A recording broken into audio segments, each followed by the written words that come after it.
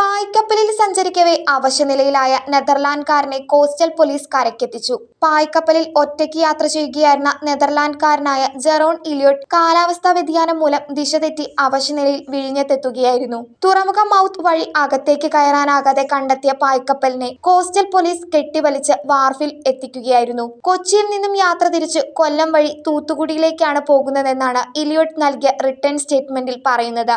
കഴിഞ്ഞ ദിവസം കന്യാകുമാരിയിൽ വെച്ച് അവശനായ ഇലിയോട്ടിന് കന്യാകുമാരി പോലീസ് വൈദ്യസഹായം നൽകുകയും യാത്ര ചെയ്യാൻ വേണ്ട ഫിറ്റ്നസ് സർട്ടിഫിക്കറ്റ് നൽകിയതായും കന്യാകുമാരി SHO വിഴിഞ്ഞം പോർട്ട് ഓഫീസർ വിഷ്ണുലാൽ പറഞ്ഞു. CPOമാരായ മുഹമ്മദ് ജാഫർ, പ്രിന്റോ, കോസ്റ്റൽ വാർഡന്മാരായ ദദേവൂസ്, വാഹിദ്, ബോട്ട് ഡ്രൈവർമാരായ ഫെർണാണ്ടസ്, ശ്യാം എന്നിവരാണ് രക്ഷാപ്രവർത്തനം നടത്തിയത്. Enlight News, Kattakada.